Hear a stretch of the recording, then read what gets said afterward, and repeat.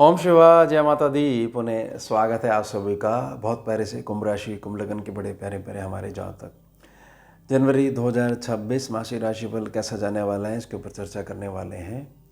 अगर जनवरी 2026 को दिसंबर 2025 से कंपेयर करा जाए, देखा जाए, आमने सामने रखा जाए, तो कागजों पर जो गोचरी व्यवस्था है वो बिल्कुल एक जैसी नज़र आती है।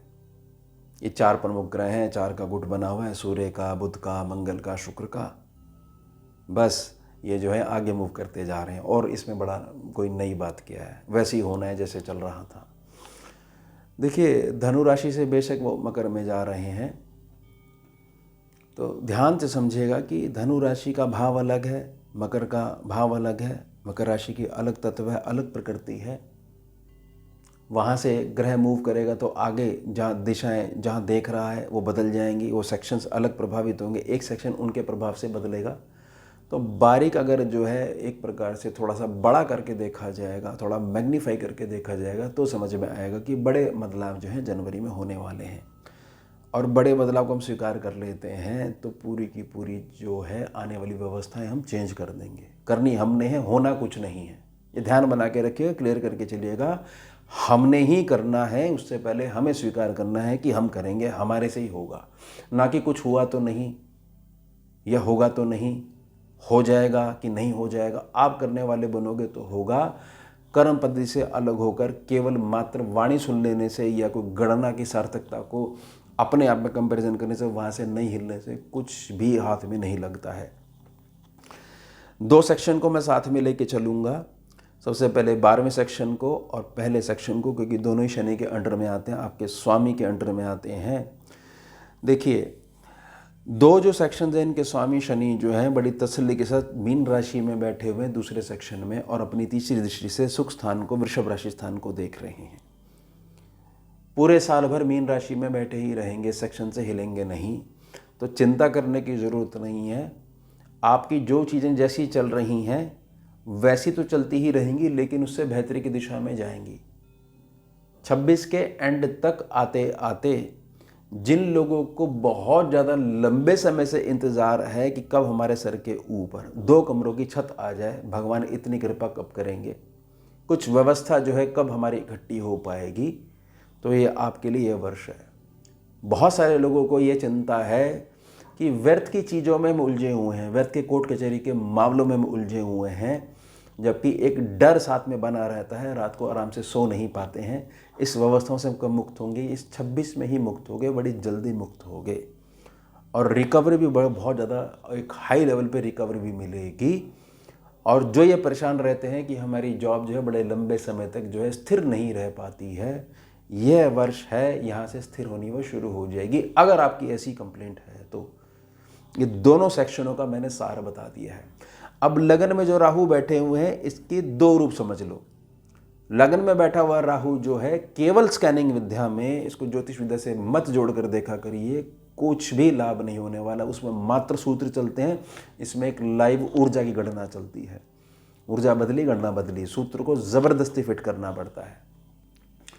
एक अच्छा गणित का जानकार बना सकते हैं जो अपनी सूझबूझ से समस्या हल करता है, यह एक निराशा से पूर्ण व्यक्ति बना सकते हैं जो आकाश में से, स्पेस में से लगातार नेगेटिविटी को अपने पास बुला रहा है कि कुछ नहीं होने वाला है, और जिसका कुछ नहीं होने वाला है वो मेरे घर में आकर निवास करे। अब ये आपके हाथ में है कि अंधकार के मार्ग को आप चुनते हो या प्रकाश के मार्ग को आप चुनते हो। ये जाते जाते जो 2.5 वर्ष है, 27 जो आने वाला है, इसके बाद बहुत बड़े बदलाव होने हैं। लेकिन ऐसा नहीं कि तब तक कुछ नहीं होगा, जब तक शनि जो राशि परिवर्तन नहीं करेंगे, तब तक जो ये जाने वाले शनि ये छोड़ेंगे नहीं। उन्होंने करना शुरू कर दिया है, रूपांतरण करना शुरू कर दिया है। ये न दोनों सेक्शनों का मैंने ये चीज़ क्लियर कर दी है। और 26 में क्या क्या चीज़ें किन किन लोगों को किस प्रकार से मिलने वाली है, वह भी मैंने सेवा में आपकी प्रार्थना कर दी है।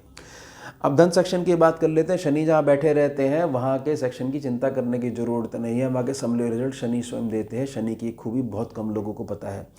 फिलहाल जो बृहस्पति हैं वक्री होकर जो है सुख स्थान को बढ़ा रहे हैं, तो घर का सुख जो है वो बना ही रहेगा। कोई चिंता करने की ज़रूरत नहीं है, किसी प्रकार से उसमें फेरबदल नहीं होने वाला है।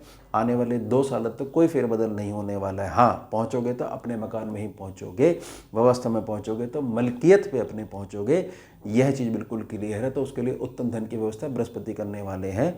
आगे बच्चों की पढ़ाई लिखाई के लिए जो धन चाहिए उसके लिए भी उत्तम व्यवस्था जो है बृहस्पति करने वाले हैं। शनि का इसमें पूर्ण योग रहेगा, क्योंकि दोनों ग्रह एक ही सिक्के के दो पहलू माने जाते हैं केवल स्कैनिंग विद्या में।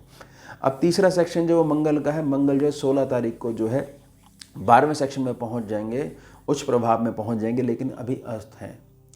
तो ये मान के चलिएगा कि जो तीसरे सेक्शन के मंगल हैं वो 12वें सेक्शन में जो पहुंच जाएंगे, उसके कुछ लाभ यह होने लग जाएंगे कि जो आप लंबे समय से जो थोड़ी सी कोशिशें करते आ रहे हो और यह थोड़ा सा निराशा आने लगी, शायद इसका रिजल्ट मिले ना मिले, 16 तारीख के पश्चात उसका रिजल्ट मिलने लग जाएगा।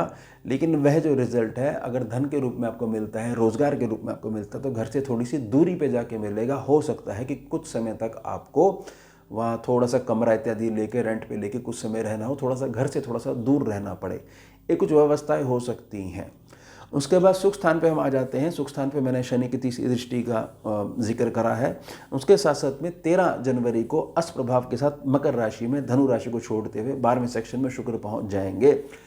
थोड़ा सा धर्मपत्नी के, जीवन साथी के स्वास्थ्य के संबंध में 13 तारीख से लेकर फिर ये जो पूरा महीना है जनवरी का, इसमें थोड़ा सा जो बदलता हुआ जो मौसम है और जो एकदम से जो शीतलहर वाला जो कार्यक्रम होने वाला है या इस प्रकार की जो समस्याएं आ रही हैं, उसको लेके ही बस कुछ परेशानी हो सकती है। बहुत ज़्यादा इसमें मत लीजिएगा कि शुक्र 12वें को हमने सुना है वो सर्जरी इत्यादि दे देता है, नहीं, ऐसा कुछ होने वाला नहीं है। लेकिन हाँ, सुखों में वृद्धि जरूर देता है, ये जरूर होने वाली है, और अपनी मेहनत के दम पे देता है, दूसरे के कंधे पे सहारा दिलवा के नहीं देता है। आपका स्वाभिमान जो है ना, मुझ पे ताव देने वाली चीज़ है वो बना कर रखता है। तो देखिए 4 सेक्शनों से ये चीज़ हो गई है कि बहुत सही चीज़ें हमारे साथ अब जनवरी में चलने वाली हैं। 5वां सेक्शन है, यहाँ बृहस्पति बैठे हुए हैं, लेकिन इसको दबा नहीं पाएंगे क्योंकि बृहस्पति पूरे 8 साल तक अतिचारी रहने वाले हैं। 26 जो है इनका दूसरा साल है, 25 पहला साल था। अब मिथुन राशि के स्वामी जो हैं बुध जो है 2 जनवरी को अस्त प्रभाव में आ जाएंगे धनु राशि में बैठे बैठे। उसके बाद ये 12वें सेक्शन में पहुँच जाएंगे। 12वें सेक्शन में पहुंचने से आपके बच्चे की जो पढ़ाई से रिलेटेड चीज़ें हैं उसमें भी बहुत अधिक जो है सफलता आपको देखने को मिलेगी। बच्चे की पूरी पर्सनैलिटी में, जो बच्चा बहुत घर से दूर गया हुआ हॉस्टल इत्यादि में रह रहा है या जो भी व्यवस्था में रह रहा है, रेंट वगैरह पे रह रहा है, तो उसमें आप गजब की मैच्योरिटी देखोगे और ये देखोगे कि जो माँ बाप हम चाह रहे थे, बच्चा थोड़ा सा इस बात को समझे कि माँ बाप जो है कहाँ से कैसे करके पैसा लेके आ रहे हैं, बच्चा उसकी अहमियत समझे और बच्चा थोड़ा सा इस चीज़ों में हमें मानसिकता में हमारी सहयोग करे। ये चीज़ मिलने वाली, ये बहुत ज़्यादा आप लोगों को, कुंभ राशि कुंभ लग्न की जातकों को बहुत ज़्यादा सहारा देने वाली है। बाकी सारी चीज़ें ठीक रहने वाली हैं। उसके बाद जहाँ कर्क राशि है, अब कर्क राशि के स्वामी चंद्रमा जो है बड़ी तेज़ी से घूमते हैं। खैर उनको पकड़ पाना तो बहुत मुश्किल वाली बात है, एक अलग विषय लेना पड़ेगा। लेकिन फिर भी जो यहाँ पर दृष्टियाँ, जो 4 ग्रहों की पटी जो मकर राशि में 17 तारीख तक, 17 जनवरी तक सारे ग्रह यहाँ पहुँच जाएंगे। ये अलग अलग प्रभाव के रिजल्ट देने वाले हैं। उन अलग अलग प्रभाव के रिजल्टों में 13 तारीख से जिन जातकों के पास बिल्कुल ऐसी स्थिति है कि साहब बिल्कुल काम बंद हो गया, बिल्कुल घर पे बैठ गए हैं, वो सुधरने वाले पक्ष में आनी शुरू हो जाएगी। बस थोड़ा सा इंतज़ार और कर लीजिएगा, ये निजी प्रार्थना रहेगी। सप्तम भाव है, सप्तम भाव पे केतु बैठे हुए हैं। ध्यान बना के रखिएगा कि कई बार कुछ चीज़ें जो होती हैं उनके लिए ज़रूरी नहीं है जवाब दिया जाए। घर गृहस्थी के संबंध में उनके लिए ये नहीं है कि इतनी बार समझा दिया गया है, ये व्यवस्थाएं तुम समझना नहीं चाहते हो, असल में तुम ही लोग जो हो दिक्कत हो, अदरवाइज जो है हम कब के जो प्रोग्रेस कर चुके होते। कई बार अंदर दबी हुई चीज़ें इस प्रकार से निकल जाती है। तो केतु यहाँ पर डिस्टर्ब करने का प्रयास कर रहे हैं। लेकिन जैसे मैंने 13 जनवरी की बात कही, तो इस सेक्शन की मजबूती को ध्यान में रखते हुए 14 जनवरी को जब सूर्य मकर राशि में जब पहुंच जाएंगे, बहुत सारी चीज़ों में शांति देखने को मिलेगी। थोड़ा सा मेरी निजी प्रार्थना रहेगी कि यहाँ पर जो रिश्तेदारी इत्यादि में जो पैसा आगे दिया हुआ है उसकी रिकवरी भी 14 तारीख के बाद जो है कुछ संभव है। हालांकि इसमें जो है आपकी लगन कुंडली बहुत ज़्यादा इम्पोर्टेंस रखती है कि वह क्या कह रही है। गोचर में तो चलो ये ऊर्जा आ गई है, लेकिन लगन कुंडली उसको स्वीकार कर रही है, नहीं कर रही है। अष्टम भाव है, अष्टम भाव के स्वामी बुध हैं, कन्या राशि यहाँ पर पड़ती है। तो वही वाली बात है कि जो दूरगामी चीज़ें हैं जो अभी हमारे से काफ़ी जो दूर हैं, या समझ लीजिए कि बहुत ज़्यादा दूर जाकर जो है आप अपनी सेवाएं दे रहे हो, एक एक पैसा जोड़कर घर वापस भेजते हो, अपना भी खर्चा उठाते हो, तो 17 जनवरी के पश्चात से कुछ चीज़ें और अधिक बेहतर होनी शुरू हो जाएंगी। तो यहाँ पर सेकंड इनकम का ऑप्शन भी आपके साथ जुड़ सकता है, ऐसी संभावनाएं दिख रही हैं।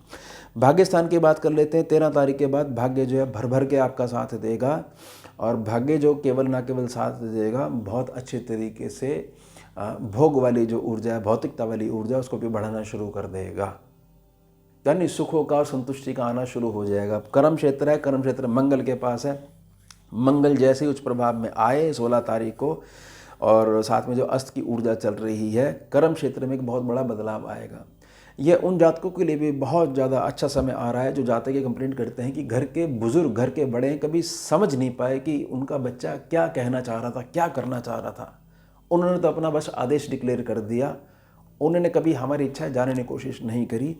तो वो समय आ रहा है कि वो चीज़ समझी जाएंगी, रियलाइज़ करा जाएगा, और अब जो है फैमिली की यूनिटी जो है वो संतुष्टि के साथ आपको आगे बढ़ने के लिए विवश कर देगी।